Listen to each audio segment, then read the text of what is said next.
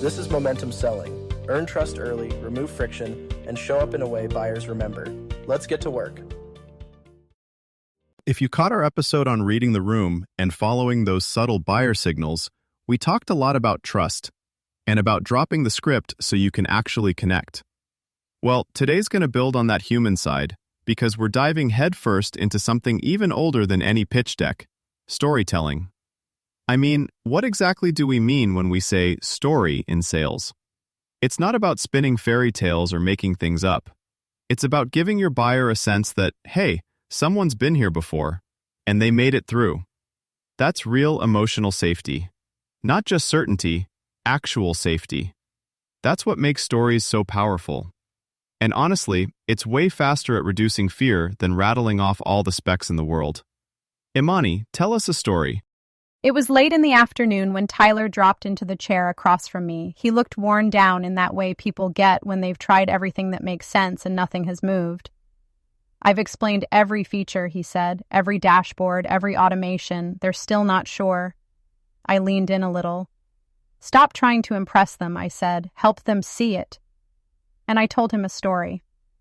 Last year I worked with a company just like theirs. On the surface they looked put together, but inside it was chaos. Missed follow-ups, double work, team members blaming themselves for problems the system created. And when they bought our CRM, it wasn't smooth at first. It took patience, prep, late nights, honest conversations, but they stayed with it, and we stayed with them. And one morning the owner told me, "For the first time in my career, my business finally runs the way I always wished it would." You could hear the difference in his voice. It wasn't excitement, it was relief. Tyler sat back, and for the first time all day, he wasn't frustrated. He was clear. He called the prospect again and shared that story. No pitch, no jargon, just a picture of what life could look like on the other side of the decision. A little effort on your part and the dedicated support of our team.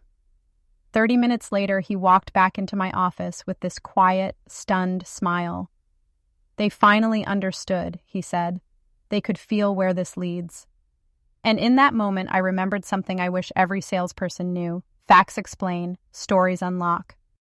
Absolutely. I mean, let's be real. Nobody ever said, "Wow, Jake, your Excel sheet really made me feel better about pulling the trigger." But when I paint a picture in their mind, they literally see it, right? They smile, they loosen up. I started doing this honestly because I was kind of desperate. Early on, when I moved up from the field to sales, nobody was buying my "trust me, we're good people" pitch. But stories? Man, they paint the picture. Prospects envision a result, a feeling, not spreadsheets. And it actually made me more confident too. Stories aren't just for them, they kind of center you, you know? Oh, 100%, Jake. I always say, we remember stories because they wrap around feelings, not just facts. And it isn't about being warm and fuzzy for the sake of it. You have to keep the logic piece too, but people need to feel that safety before they can actually listen to the logic part. It's almost like stories unlock their ears. That's when you know you're actually helping, not just pitching. If you're listening today and you're still hung up on the idea that I need the perfect product sheet first, you're not alone. We've all leaned on that, but let's be honest. Buyers are craving emotional safety. Stories just get you there quicker, especially when what you're selling is a little scary to commit to. So let's dig deeper. The best stories in sales let the buyer imagine what their life looks like after the big scary leap, right?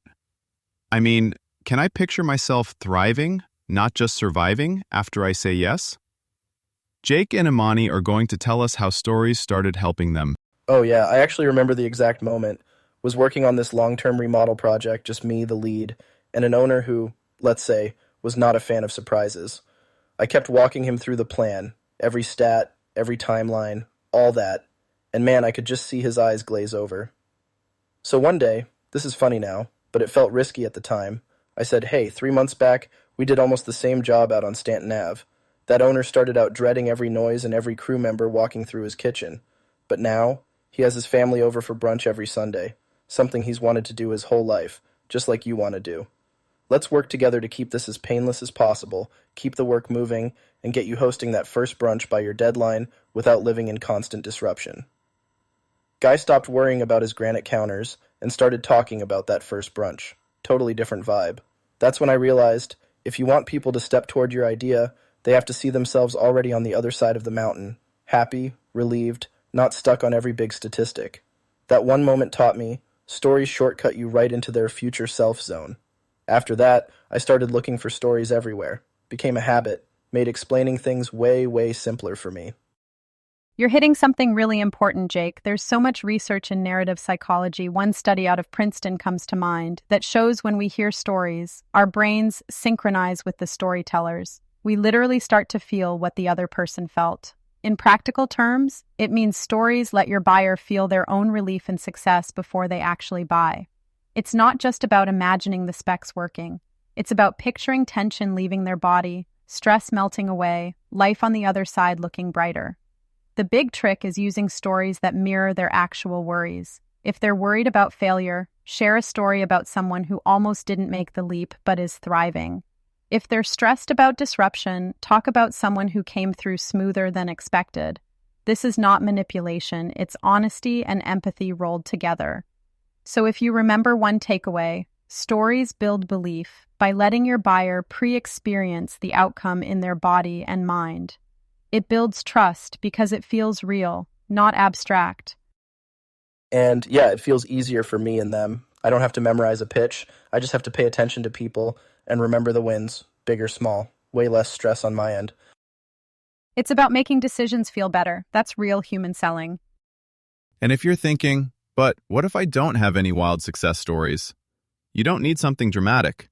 The small, honest stories do 10 times more work than a list of best-in-class features. Buyers just want to know, did somebody like me get through this? Or, what will this feel like in the end? That's it. Make the invisible leap of faith feel real. All right, let's bring it home on something I think too many folks overlook. Every good sales story is really about empathy. The stories you share have got to resonate. That's how you get those tiny emotional shifts, the lean in, the nod, the connections that kick off real buying momentum. This is where Imani's story comes to mind. She didn't come into sales through scripts or frameworks. She came in through reading, writing, and paying attention to people. And that background quietly shaped how she learned to sell. I'll be honest, I never expected storytelling to be the thing that accelerated my sales career. But I learned fast. In team meetings, in trainings, even on tough calls, I watched how a simple story could connect dots people couldn't see on their own. I'd talk about a real customer who struggled, or a team that finally found their flow after switching tools, and something shifted. Instead of, here we go, another new thing, people leaned in. Their guard let down. Their questions became genuine instead of defensive. And sometimes they'd share their own experiences back, because the story made the situation clearer and more human. That's when it hit me. Story-driven selling isn't about performing. It isn't even about persuading. It's about helping someone feel understood in the exact moment they're unsure. When that happens, you can feel real momentum in the room, quiet but powerful. Jake, what emotional signals do you look for when a buyer starts to actually believe you? Sometimes they just lean in a little more. Other times you can hear them actually exhale, like a little sound that says, okay, maybe this does make sense. The scariest part is waiting for that. But the second it happens, you know your story's working, fear's dropping, and now you're moving forward together instead of fighting resistance. And I always look for what I call the small pause, that moment where they sit back and you swear you can see the gears turning. Might be a huh or a quick smile. That's your green light. It's small, but those tiny shifts create that momentum. That's the emotional bridge, like we said earlier, between, hey, I'm not sure, and, you know what? Let's give this a shot. And it's the most human part of the whole process, isn't it? Doesn't matter what you're selling. At the end of the day, our job is to help people move from fear to confidence, not by pressure or manipulation, but by sharing the right information at the right time. That's how deals get done. So true. Doesn't matter how many deals you've closed, that feeling never gets old. And if you're listening and afraid you'll mess up your story, it's okay. Just be real, practice paying attention, and you'll get better every time. Even a rookie can build trust with the right story. That's the thread tying this all together. Stories aren't just nice to have. They're the momentum part of momentum selling, the thing that makes moving from fear to action feel possible, even easy. So let's leave it there. There's a lot more great content in the sections below. Before you're done, think about one small story from this week where you helped someone see what was possible, not just tell them. We'll be back next episode with more ways to build trust and momentum, one moment at a time. Thank you all for joining us. See you all in the final chapter. You've been listening to Momentum Selling. Turn today's idea into one repeatable habit. Stay consistent, stay human, and we'll catch you on the next episode.